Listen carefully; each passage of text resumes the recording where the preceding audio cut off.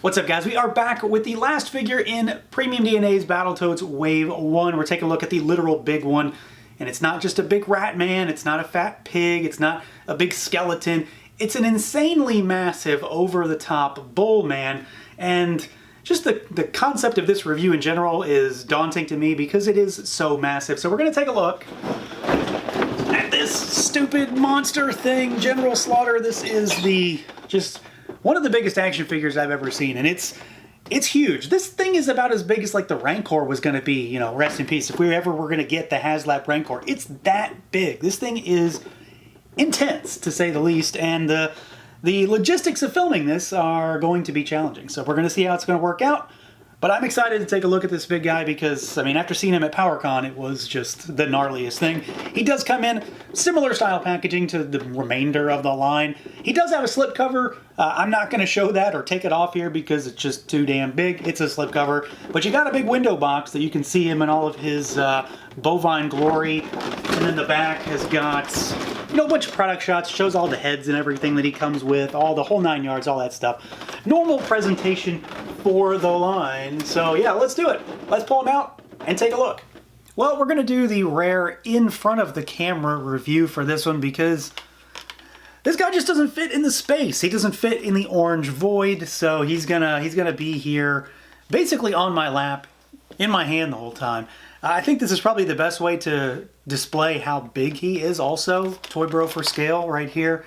This thing is enormous. It's so much bigger than essentially any action figure that you have. I mean, it's not a Sentinel, it's not a Galactus, but it's damn near close. I mean, this is bigger than 1/6 scale stuff. This thing's really big. General Slaughter is also maybe one of the better figures in this wave. They're all very different. So the Toads are pretty similar. The skeleton is very different, very, very cool for a skeleton. The Porca Pig is very different. And General Vermin is kind of in the same vein as General Slaughter, but I feel like this figure works better being so big. He doesn't feel as unstable as Vermin did. He's still going to need some balancing work, but he's not as heavy and as small. Like General Vermin's a big figure, but this guy has his weight more distributed across a much larger figure. So he does seem to be a little bit sturdier for me. He also feels, the word is hollow that I want to use in certain places, but I don't know if that's correct terminology for how he has been put together. So let's see what he can do, see how he moves around. He's very similar to General Vermin. The only area that I have any real concerns are with the hips, because they don't really do a whole lot. But you got a head that can look up and down really good. He can look side to side. You can of course rotate, but he's jutting forward, so he's going to do that sort of crooked neck thing. The arms go out at the shoulders. He's got some humongous arms. They of course swivel. You got a bicep swivel there. We've got double jointed elbows. They give you about 90 degrees, and then you've got hinges and you've got rotation at those wrists. So normal stuff there. Pretty standard arms, pretty standard head, but he does move well. The torso on this guy though is pretty solid. It's squeaky. He goes backwards and he lurches forwards really, really well. So you can get a nice menacing pose if you want to have the Toads looking up at him and him looking down. Like he can look straight down at something, which I think is really cool. And he's got really, really nice tilt. And it is also a bit of a swivel point. He does also have a waist swivel down there too, but he does have that squeak as well. The legs, however, they don't really do a whole lot. I don't feel like you're going to get a lot of dynamic poses out of this guy. I don't know if I would recommend it anyway because, again, of how big he is, but the legs only go out and like forward and backward a little bit. They do rotate here, but there's just no clearance at the hips. You do get double jointed knees that go back decently enough, and then you've got your rocker and hinge down at the ankles, but I honestly feel like he's just going to be standing. He's just going to be standing on your shelf like this, probably forever, or doing something, you know, where he's like lurching forward, some of that kind of stuff. This is what I want him to do. I want him to be looking down at something because he's so much bigger than everything else. I kind of want him to be doing one of these numbers. So he moves pretty well. It's kind of what I expected after going through the other figures in this wave so far. He is very similar to General Vermin, but he's also kind of his own thing, and that is to say he's fairly similar to the Toads. What's really cool about this guy, though, is, I mean, not just the size, but the overall look. I mean, this is a rad-looking figure, and I can't really describe him in any other way. It's weird that this thing even exists to begin with. You know, I'm sure there's some crazy nonsense that went on behind the scenes for Battletoads to even be available to license, let alone make these things actually, exist in the real world. But this guy is a crazy figure. He is enormous, and let's just pull one right aside. I'm gonna go ahead and do this. We've got ease of use right there. This is how big he is compared to the Battletoads. He is enormous. They go up to his knee. He is a humongous, humongous figure, and he's still very much a normal action figure. I know he's not the size of the Sentinel, he's not the size of Galactus for HasLab stuff, but he's not that kind of toy to me. He's very different. This thing is like as big as the Rancor was going to be. Like I said, he's a huge, huge figure. There is a ton of very, very cartoony, very video game sculpt, if that makes any sense. Like, he's very muscly, he's very big, he's very beefy, no pun intended because he's a bull. But there's a ton of paint on him. He's got shading all over his body. He's got battle damage. He's got scuffing. He's got shading. He's got this gnarly, gnarly expression on his face. Like, he's got some really cool expressive faces that we're going to talk about. And these heads look terrific. There's tons of paint in the eyes, in the teeth, in the hair. I mean, the hair is shaded the whole 9 yards. He's got battle damage on his pauldrons up here, all of that. He's got his fishnets for some reason, because why not? He's got fishnet sleeves. He's got a bull skull on his crotch. Why not?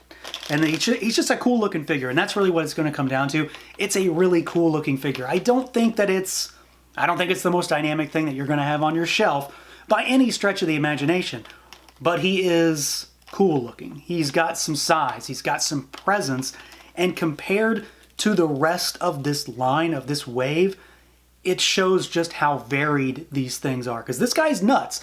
Just in the confines of a figure in general, this thing is ridiculous in how big he is, in how heavy he is. But then you see this and you say, oh, this is the same figure or the same line. This guy comes from the same line, and look how much different this is.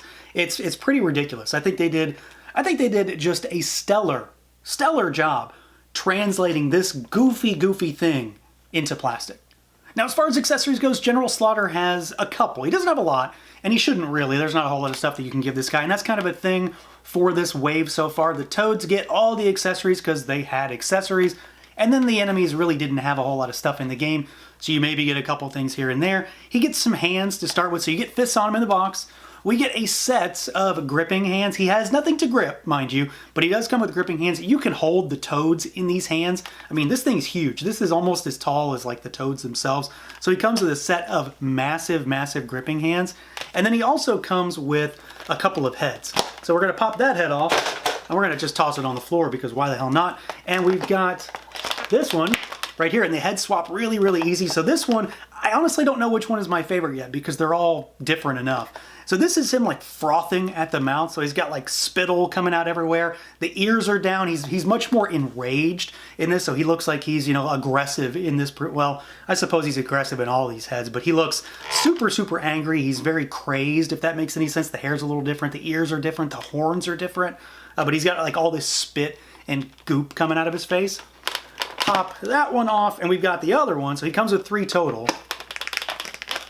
And this one is the battle damage head. So this one is, he's got some scuffing and some damage on the horns, and then he's got blood shooting out of just wherever he needs it. So he's got it out of his nose, out of his ears, out of his teeth, out of his mouth. He's missing teeth and the whole deal.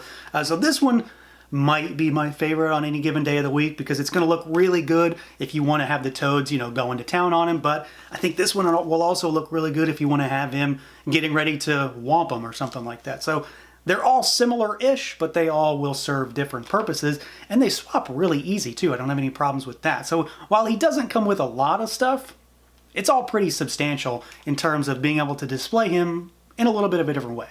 So yeah, overall, this is a really, really solid figure. Literally and figuratively, this is a really solid figure. Again, he's massive. I mean, this thing is huge. Let's do this one right here because he's handy. This is General Vermin.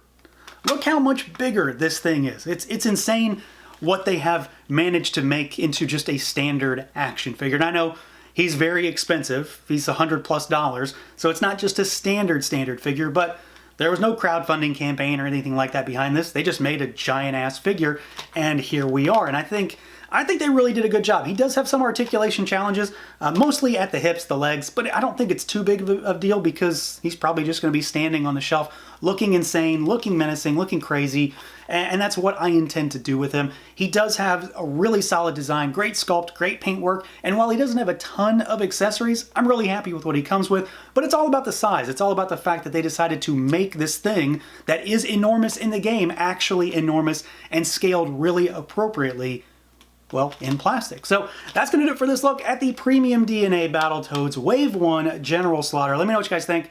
Feel free to like, comment, subscribe, and share, and until next time.